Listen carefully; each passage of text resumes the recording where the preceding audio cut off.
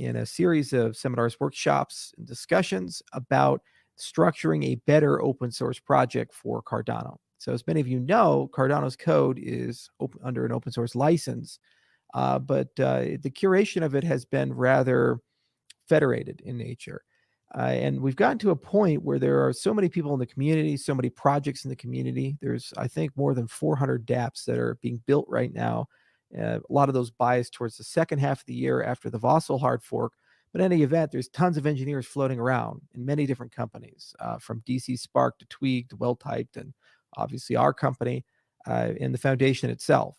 And so there's a big question about how does one structure all of that and put all those pieces together. And we've been working really closely with a lot of different people in the last 9 months to have those conversations. And we're starting to converge on a strategy that will be kind of built in layers. And these workshops are a pivotal component of that. So we'll give you guys an update on the back end of them, of all the things discussed and we've learned, and commitments made, and hopefully maybe be able to get some timelines out about how new governance structures look at like. But we've looked at a lot of different successful open source projects. For example, the Mozilla Foundation, the Apache Foundation, the Linux Foundation. And we've tried to really look at how they handle everything from how does one become a contributor? How do you measure merit of contributions? What type of standards processes need to be followed?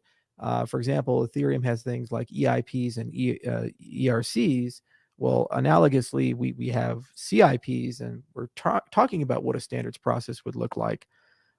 We're also examining things like formal methods, how far down that stack we want to go. There's an IO viewpoint on how to do formal methods, and all of those specifications are public. And you can see that we've connected those to the code. But moving forward, should we move to more of a polyglot ecosystem, or maintain Haskell as the reference client and then still maintain the same formal methodology? So these are all discussions that are being held. There's also a lot of discussions about documentation, training, and other such things. If you look at the Linux Foundation in particular, they do a very good job evangelizing open source and training people to become open source contributors. So there needs to be a whole pedagogy that's assembled there. Other things on the agenda are things like mastering Cardano, things on the agenda like special purpose courses for Plutus and for core technology of Cardano. I'm going to be attending a learning conference in London in May that actually has lots of vendors who specialize in these things. And my hope is to be able to outsource a big chunk of curriculum development from our internal education division to repeatable courses for the community. So we're having a lot of discussions along those lines, and there's a litany of other little things to deal with here and there. But all things considered, a lot of progress. There's also been a lot of talk about, well, what is the Cardano Vision 2025, 2027?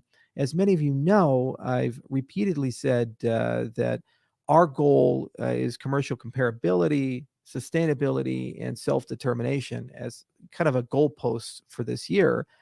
Things like pipelining and input endorsers, Mithril, sidechains, these things in that bucket really get us where we need to be in that first category. In terms of sustainability, there, things like UTXO HD, a lot of the improvements we've made to the system and optimizations we've made alongside Mithril, that sustainability category we think will be fine, meaning that the network can scale to millions to billions of users and it's not going to fall in on itself.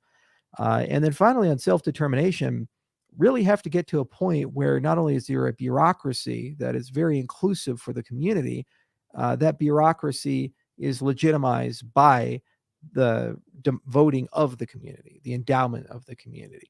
And this is somewhat implicit, but it needs to be made explicit through Catalyst. So we're well on schedule for all of these things. It's been a colossal effort, and I'd like to thank all the people involved in it. More than 500 people across multiple organizations have had a say, internal and external. It's been just a lot. Just getting Cardano done, this concept of, what is required to really make a great impact with Basho, Voltaire, and cleaning up the remainder things in Goguen and Shelley. It was certainly definitely a work in program and project management. And it's really impressive to see what's been done. But, rubber has to hit the road. A few other updates as well. If you want to see me in person, I will be at Consensus June 9th to 12th. I believe that's going to be held at Austin, Texas. Usually they hold it in New York, but because of COVID, I guess they moved it to Texas because it's a little easier to put on big events there. And we're going to try to have a big Cardano event there as well, and bring a lot of the Cardano community, especially dApp developers, the foundations, and others. A lot more to say on our efforts with the VC side. So many of you know about the C Fund, and it's trying to take positions and help out people in the DeFi ecosystem of Cardano. We'd also like to replicate that for geography-specific funds, starting with Africa. So not much to say today, but we will certainly have more to say in the coming months on that. In terms of other updates, science is progressing pretty quickly. There's going to be a blog post imminently on pipelining, and then there's going to be a follow-up blog post in a few weeks, probably on input endorsers. I was kind of hoping to get the input endorsers blog put out in February, but it looks like that's more of a Marchy thing. But generally speaking, it'll kind of outline design principles, challenges, and why these things are interesting, and what value they have for scalability. And then some papers will come to follow. Pipelining doesn't have a paper because it's not novel from a scientific viewpoint, but input endorsers actually are. And I think they bring a lot to the story. So I believe it's real good to have the community have access to that. And this is one of those areas where it's a major leap forward in terms of scale and performance. We kind of worked our way up to it. The company wrote the parallel chains paper, and then also introduced the concept of input endorsers in the original Ouroboros paper. And then if you guys are really astute about our publications, you would have noticed the Ledger Redux paper as well. So the corpus has kind of been moving and stacking and moving and stacking towards a direction, but you have to put a design on the table. And this is the first time where we've kind of pulled the threads together for a particular design that doesn't suffer from problems with DDoS attacks and so forth. It turns out it's a tricky problem, but the good news is we have a pretty good idea of that.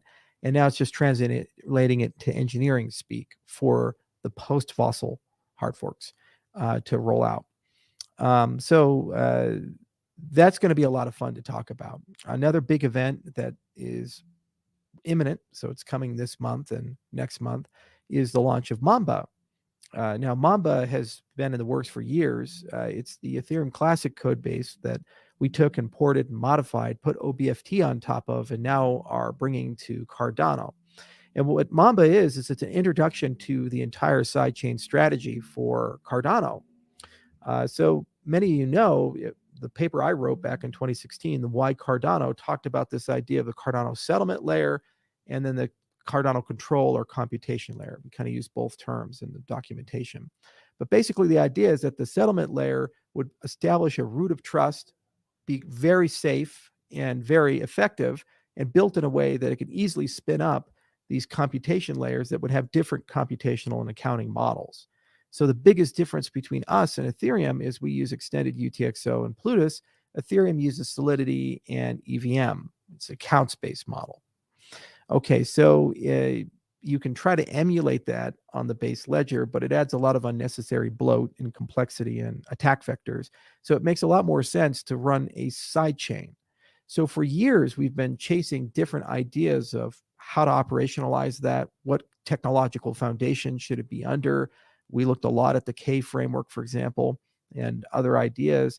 But Mamba is really the first time, I'd say, in the project's history where we've converged to a point where we have a very crystallized viewpoint of not only how to connect the chains together, how to operate the sidechain, but then also a generic footprint that if you, the user, want to create your own sidechain, how that process works. Now, why this is so exciting for stake pool operators and people who run the sidechains is that it actually creates separate revenue streams.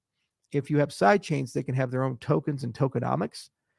And if you're a stake pool operator and you're operating not just Cardano, but also the sidechains, means that you'll actually get multiple tokens in your revenue stream for running your consensus node, which is real exciting if you think about it. So there's certainly a lot to come in the next 60 days about that story. And throughout the year, you kind of see this stuff roll out. Milkomeda kind of demonstrated already how a third party would do that. And then obviously the Mamba approach is a different way, and hopefully the canonical way, because it's made an abstraction so many people can follow that. Future chains will be things like, for example, the Catalyst voting network. That's around the Jormungandr code. It'll converge the same type of technology that Mamba has, and then it'll be a sidechain of Cardano and run by Cardano. And hopefully you, the community, will launch lots of these things. So look for that as well. We should have a lot more to say at Consensus about it. We'll do some presentations, and we'll have some of the people who are core parts of that team come out and kind of play around with it. Also, it means you'll be able to do hackathons in both Plutus as well as Solidity and EVM. So it's really up to you to decide what programming model makes the most sense. It's a bittersweet thing when you look at all the progress that's made and where we're at. It's bittersweet from the perspective that we're almost done with the original vision of all the things one would need for a third generation cryptocurrency. And it's a beautiful vision. It's been a long road. It's been a lot of work. Never in my wildest dreams did I imagine that we would have made so much progress and solved so many amazing problems. And now the next phase, when you say things like self-determination, self-governance, means that it's going to be as much you, if not more so, than it is anything I could ever come up with. So I'm excited to work with you guys in the community. I'm excited to see where these open source project structures grow. As many of you know, I'm a huge supporter of floss. We have a policy here at IO not to pursue intellectual property. We've never, despite the fact publishing 130 papers, filed for a patent. And all our software that I'm aware of is under some form of open source license. If we ever release it in a public repo, I mean, there's obviously code that we write internally, but we always end up open sourcing it at some point. So we believe in that. But it's one thing to say others can take it and do what they will. It's another thing to say, let's work with others towards a common goal and build. And that requires a different mindset, management structure, mentality. It also requires an acknowledgement that things may be a little tougher when it's just a small group of people, or you can get everybody in a room and eat a pizza with them and talk it out. You can get things done fast. But when you talk about millions of people and trying to give everybody a voice, that's a difficult one. And that's something that requires a lot of more advanced governance tools and strategies. And in my view, that is the ultimate USP of Cardano. No matter how smart your founder is or capable, they all have their flaws and they all have their benefits, but no one is smarter than everyone, and no one is more capable than everyone. So the better job we do at bringing the community together and giving a solid governance and operational structure and a good bureaucracy for the open source project that is effective, the faster we can converge to brilliance. Now, there is a cost to that. The longer you invest in giving everybody a voice means the slower things come out. So there's always a balancing act between agility and speed and inclusivity and due diligence of ideas. So the good news is that we're not doing this alone. There's more than 40 years of history about distributed open source projects. In the last 20 years in particular, I'd like to believe enormous progress has been made, as demonstrated by the fact that the majority of infrastructure that we use in the world is based on open source software. And despite the fact that people are in great conflict at times with each other, there's nothing in the world that I know of that can bring the whole world together quite like open source software. So hopefully this week will give a lot of clarity. We've retrained a small legion of experts. We've gotten a lot of consultants in who've done this a lot to kind of help us along. And it is really exciting to see the transformation of Cardano towards that end. And it's also exciting to see merging that with Catalyst, because you have built in all these amazing voting tools and a treasury system, which means that you have the holy grail of open source. You have a place where people feel like they have a voice. You have a place where people can actually get things done, and you have a place where funding can materialize that is truly objective and pure. A lot of institutions have to be formed moving forward, some community-oriented and other ones just to counterbalance actors, research institutions, execution institutions, standards bodies. Some will be embedded within existing, some will be blue ocean and created. And there's already a lot of work in the community in creating things like the Cardano DeFi Alliance, for example, and other alliances are coming that cover core pieces of technology in the Cardano ecosystem that, in my view, are essential for Cardano to carry out its mission of becoming the financial operating system for those who don't have one. Those alliances will be community-led and supported, of course, by us. I'm going to be cutting a lot personally grants to these different alliances, and I know the foundation has the intention to do the same. It's just a question of when and how and the exact strategy behind that, which is one of the topics that will come up inevitably. But it's exciting, nonetheless, to see that the community is rising up and they're getting things done. You see, it's impossible to keep everybody happy. Things like protocol parameters, things like K, A naught, these things. There's great debates about what they should be at, how things should work. For example, the Curve pledge, was it SIP 007? This is an example of great, well thought out work.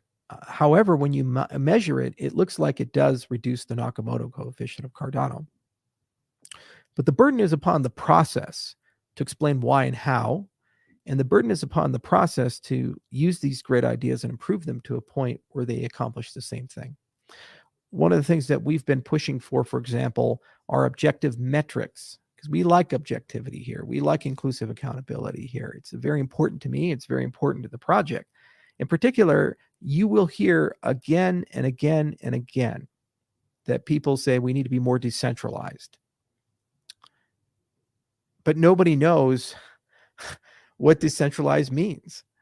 What is it? What's the measurement? Is it like a graphics card with 3D Mark? Can you just like run a benchmark and say, okay, you're 27 and that's better than 14 or something like that?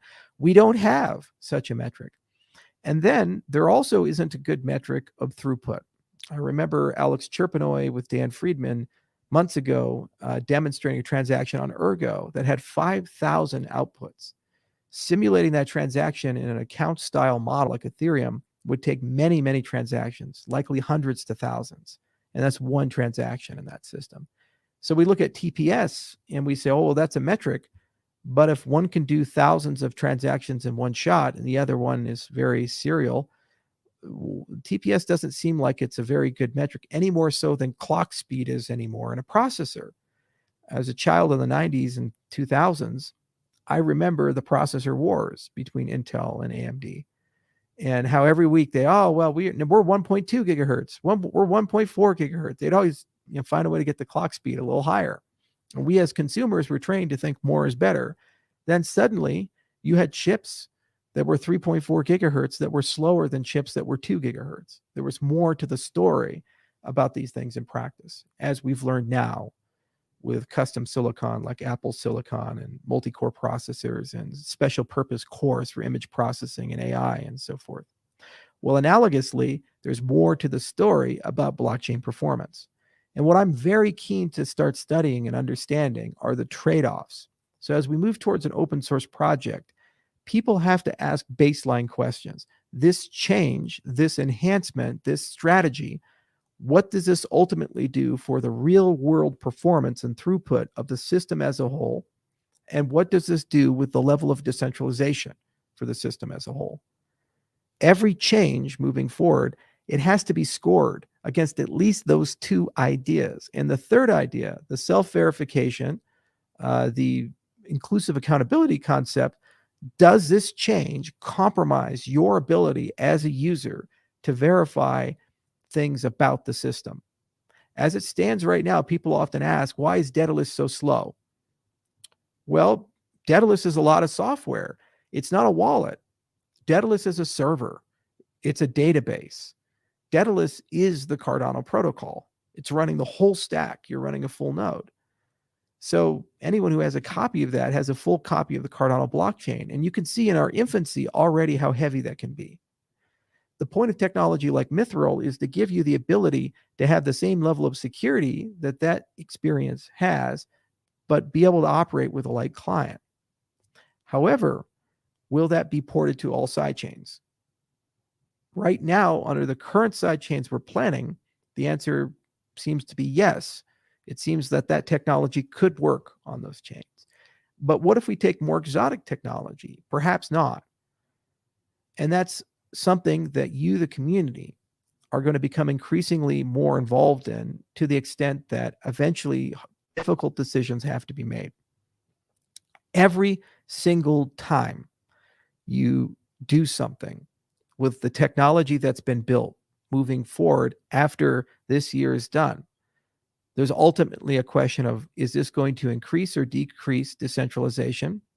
Is this going to increase or decrease system performance and throughput for the classes of applications we tend to care about? And ultimately, does this make the system more inclusive or more exclusive? More participation, less participation, more ability to verify transactions that are sent and operate light node infrastructure with full node security, or less? Are we centralizing fundamentally? Every change has to be scored this way. So this is a big item in the open source project that we've been discussing, and it's something that we care deeply about, to the extent that when we talk about founding institutions, some of those institutions embedded in academia and embedded in standards bodies will be focused on creating objective metrics, not just for Cardano, but for the industry as a whole. So we can, for the first time ever, be able to know where Cardano officially stacks up against Ethereum and Solana and EOS and all these other systems. We have crude metrics like Nakamoto coefficients, for example, but they don't accurately reflect the nuances of these protocols. And it's about time we had some rigor behind it. The good news is this is a problem that's very collaborative in nature, and it's something that everybody has an incentive to talk about. And frankly, we as consumers, we need to level up a little bit. We can't just demand raw performance at the cost of principles and philosophy.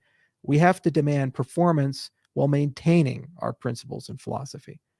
And we can't just demand a system where we leave people behind.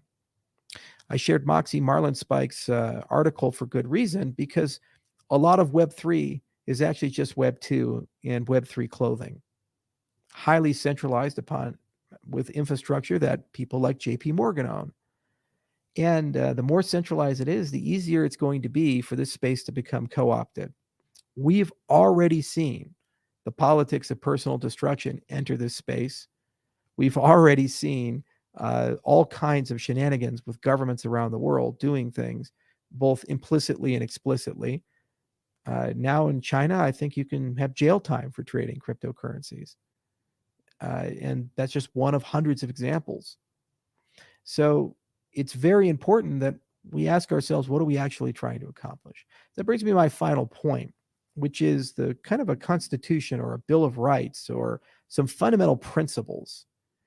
They've always been implicit in why Cardano and in the Cardano community, and Bitcoin has them implicit in the code. And if one was asked, what are the principles and values of Bitcoin? And a lot of people would say things like the monetary policy, for example. There will only ever be 21 million Bitcoin. Put their hand on the table. No monetary policy changes, ever. Ethereum does change its monetary policy with EIP 1559 and others, and more to come. And that's fine, but that's a philosophical difference between these two ecosystems. One of the least developed areas, in addition to metrics, is the idea of meta governance, constitutions, the idea that blockchains need some form of governing principles that are explicitly there and understood. Some of you know I invested 20 million to Carnegie Mellon University to set up a center for formal mathematics.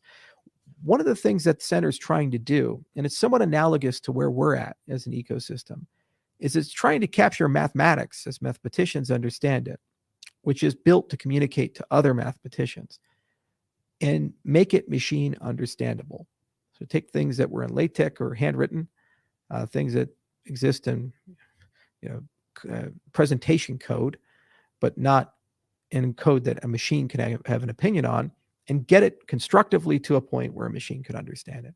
Now, this is one of the hardest things you can do, and it's the first time math has gone for a major rewrite in 120 years since David Hilbert and the rest of the gang were running around like Gödel and Turing and so forth.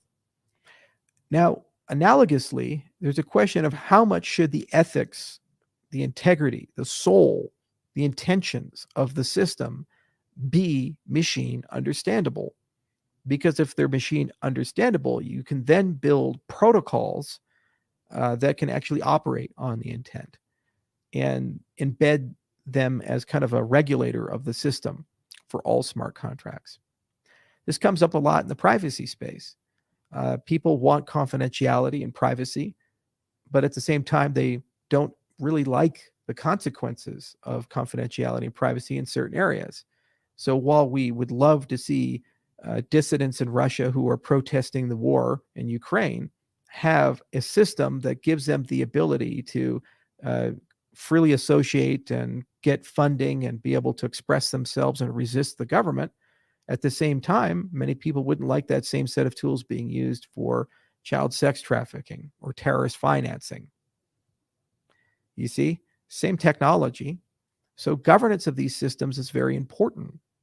And you can't just trust a government, because if you trust the United States, for example, the same backdoors, the same process will inevitably be used by Russia or Iran or another government, China.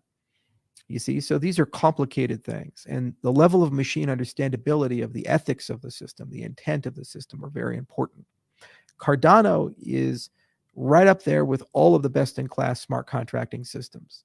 As the expressivity of the system grows, and as we add sidechains, every person who has something becomes a subset of Cardano, which effectively means that Cardano will eventually have more capabilities, in my view, than any other cryptocurrency, because we can, like the Borg, just absorb their technology over time. When we have all of that, because we have all these capabilities, millions of people will come in and use this technology in different ways. Some ways good, some ways not so good. Many people ask me, where did the name Cardano come from? It was Girolamo Cardano. Now, I picked him for good reason, because he wasn't a good person, but he wasn't a bad person. He was a nuanced person of the Italian Renaissance. Brilliant mathematician. He was a doctor, also a complete scoundrel. And he invented pieces of probability theory for gambling. He was the Pope's private physician, but also excommunicated from the church. He was a very interesting fellow, and I felt that was an appropriate name for a cryptocurrency. Sometimes cryptocurrencies are bad. Sometimes cryptocurrencies are good. And in our love and rush to embrace this new technology, we must be intellectually honest and wise enough to acknowledge the times that they are bad. The point of regulating structures are to figure out how do you blunt that. And we don't need a government or a regulator to do that. We can use the very same things that make a blockchain a trusted custodian, things like smart contracts and so forth.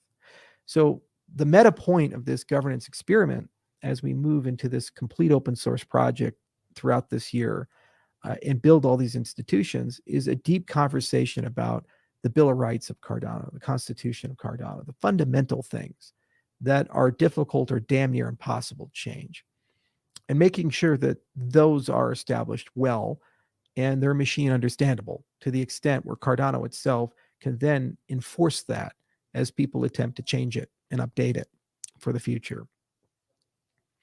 This is probably the most ambitious part and most dangerous part of the Cardano project. We go from writing papers in science to things like real hard engineering to unsolved problems that may never fully be solved. There is no government in the world people are universally happy with. There is no policy or person so beloved that it is considered beyond reproach.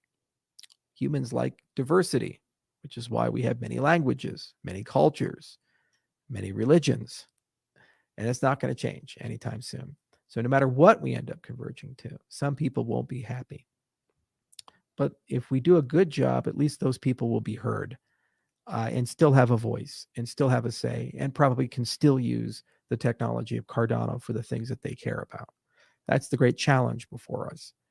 So it's been a hell of a ride, and that's why it's so bittersweet. Everything changes, and you get to make sequels, but it's never quite the same as the original movie, and that's okay. And I know that we can get this done, though, because I got all of you, and there's a lot of really brilliant people in this community. We've built a relationship over the last 6 years. I'm never going to stop the AMAs. I'm never going to stop broadcasting live from warm, sunny Colorado, sometimes other places. Hell, I might even go to space one of these days. We got too many people that are in those circles for them not to sell me a ticket on one of those rockets.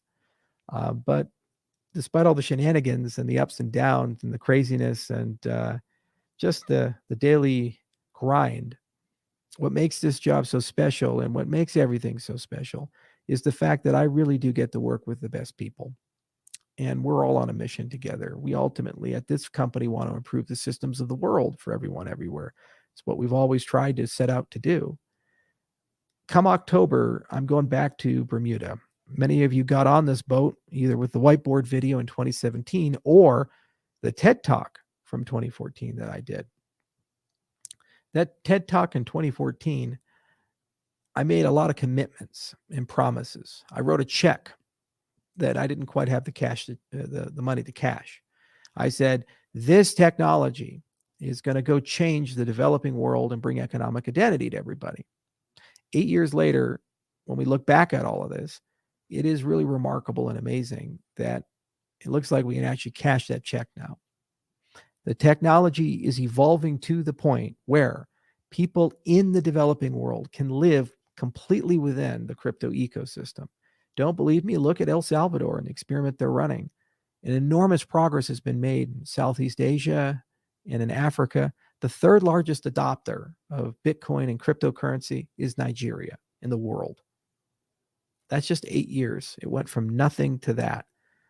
And it's going to be good to go back and show it. Like what Paul Halmos used to say, tell them what you're going to do it, and tell them what you did. And so in October, my hope is to be able to show you what we did and hopefully inspire the next generation to take it even further than we ever could and really build up a great stack. And I believe if we accomplish that, and I believe if we get there, our best days are ahead of us. At the end of the day, this is the technology of freedom. It always has been. And it's the technology that puts you back in control of your life, for better or for worse. There are so many people running around the world who are cynical and pessimistic and love tearing people down or telling you what you can't do or who you are and what your place in life is. I'd like to believe you get the decision about that. If you want to outsource stuff, if you want to trust others, go ahead. It's your decision. But at the very least, shouldn't you have a say in it? In all things, the way you vote, the money in your pocket, your future. That to me feels like freedom.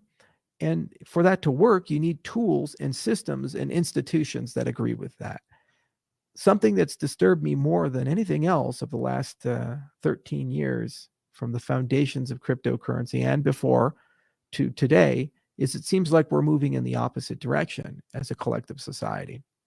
Every day that goes by, we seem to lose a little bit more of our self-sovereignty, a little bit more of a say in the world as a whole. And cynicism is dialed up to the maximum, saying, well, that's the inevitable decline. That's the entropy of society. This is just the way that the world is going to work now. Deal with it. I don't want to believe that. I don't want to believe that the end result of humanity is going to be controlled by the few to manage the evils of the many. I want to believe it's the many working together in a harmonious society without needing the few. If we're going to get there, we need to demonstrate that. And this is the next challenge for us as an ecosystem. We've gotten as far as we can go with the tools, people, and vision of the few. And as that gets closed up and we have great commercial comparability and sustainability, and you'll see all the magic of Cardano, there's real brilliance there. And it'll kick the crap out of the people who've always kicked us when we're down and said we can't. And that'll be satisfying. But the real challenge is, how do we get to the next level, which is us working together? The real challenge is, how do we build a global governance system? How do we reinvent certain things that need to be reinvented? New institutions built with new principles. It's a little terrifying. It's real hard. In the next few years, this is going to be the struggle. However, if we solve it for Cardano, we solve it for every organization and government in the world. And you start realizing you don't need kings, you don't need presidents, you don't need CEOs, you don't need people at the top. We can do it right here at the bottom. That's a revolutionary idea, but at least America used to be in the business of revolutionary ideas. That's where we started from, sometimes too much. And so keeping up with my kinsmen and the history of my country, I'd like to add that idea to the pyre. But what's so cool about it, by definition, is self-determination means that it's as much your choice as it is mine. And you have to decide if that's as ambitious as we want to be, or maybe less so, or maybe more so. Who knows? Cardano's yours. And that's a good thing. So I hope these updates give you guys a little bit of view. Of course, I'll add some more after all the workshops are done. And again, we'll see you guys at Consensus, and maybe some of you guys in Bermuda. And there's going to be a lot of real cool things this year. Got the Vossel hard fork in June, and then we have another one in October. A lot of real cool tech coming online. We see amazing progress in every single place you look, from TVL to DApp development. The numbers look phenomenal. Adoption, chain congestion's a good thing right now. You know, people say we're a ghost chain. I often say it's a pretty constipated ghost then. And then obviously we get invited to all the big events, and we get to meet all the people. Hard days, hard weeks, but we get through it. We do. All right, everybody. Thank you so much for listening. I'll see you guys soon. Cheers. Hi, everyone. This is Charles Hoskinson, broadcasting live from warm, sunny Colorado. Always warm, always sunny. Sometimes Colorado. Today is March 7th, 2022. And I have a few updates for everybody. So this is a big week for the entire Cardano project. Whole Cardano Foundation executive leadership, senior management is here in Colorado. And we're having a lovely time in a series of seminars, workshops, and discussions about structuring a better open source project for Cardano. So as many of you know, Cardano's code is under an open source license, but the curation of it has been rather federated in nature. And we've gotten to a point where there are so many people in the community, so many projects in the community. There's, I think, more than 400 dApps that are being built right now. A lot of those biased towards the second half of the year after the Vossel hard fork. But in any event, there's tons of engineers floating around in many different companies, from DC Spark to Twig to Well-Typed, and obviously our company, and the foundation itself. And so there's a big question about how does one structure all of that and put all those pieces together. And we've been working really closely with a lot of different people in the last 9 months to have those conversations. And we're starting to converge on a strategy that will be kind of built in layers. And these workshops are a pivotal component of that. So we'll give you guys an update on the back end of them, of all the things discussed and we've learned, and commitments made, and hopefully maybe be able to get some timelines out about how new governance structures look at like. But we've looked at a lot of different successful open source projects. For example, the Mozilla Foundation, the Apache Foundation, the Linux Foundation. And we've tried to really look at how they handle everything from how does one become a contributor? How do you measure merit of contributions? What type of standards processes need to be followed? For example, Ethereum has things like EIPs and ERCs. Well, analogously, we have CIPs, and we're talking about what a standards process would look like. We're also examining things like formal methods, how far down that stack we want to go. There's an IO viewpoint on how to do formal methods, and all of those specifications are public. And you can see that we've connected those to the code. But moving forward, should we move to more of a polyglot ecosystem, or maintain Haskell as the reference client and then still maintain the same formal methodology? So these are all discussions that are being held. There's also a lot of discussions about documentation, training, and other such things. If you look at the Linux Foundation in particular, they do a very good job evangelizing open source and training people to become open source contributors. So there needs to be a whole pedagogy that's assembled there. Other things on the agenda are things like mastering Cardano, things on the agenda like special purpose courses for Plutus and for core technology of Cardano.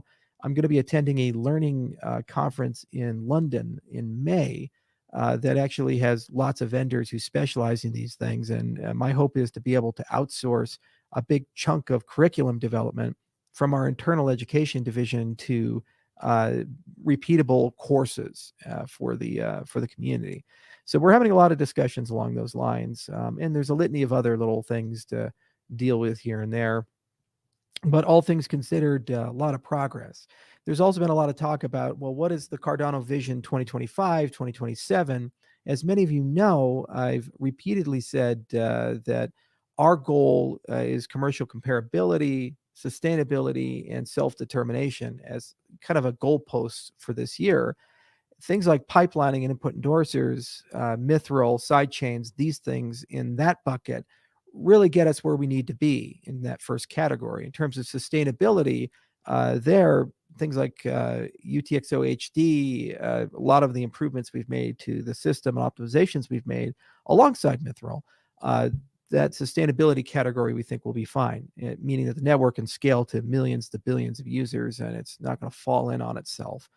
And then finally, on self-determination, really have to get to a point where not only is there a bureaucracy that is very inclusive for the community, that bureaucracy is legitimized by the voting of the community, the endowment of the community.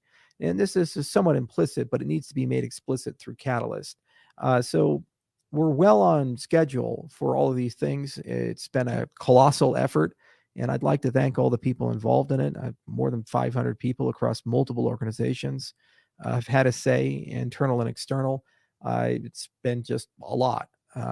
Just getting Cardano done, this concept of, what is required to really make a great impact with Basho, Voltaire, and cleaning up the remainder things in Goguen and Shelley.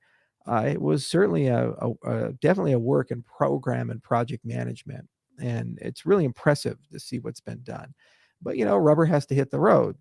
A few other updates as well. If you want to see me in person, I will be at Consensus June 9th to 12th. I believe that's going to be held at Austin, Texas. Usually they hold it in New York, but because of COVID, I guess they moved it to Texas because it's a little easier to put on big events there. And we're going to try to have a big Cardano event there as well, and bring a lot of the Cardano community, especially dApp developers, the foundations, and others. A lot more to say on our efforts with the VC side.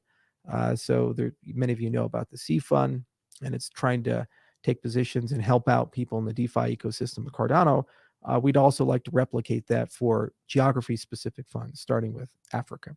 So not much to say today, but we will certainly have more to say in the coming months on that. In terms of other updates, science is progressing pretty quickly.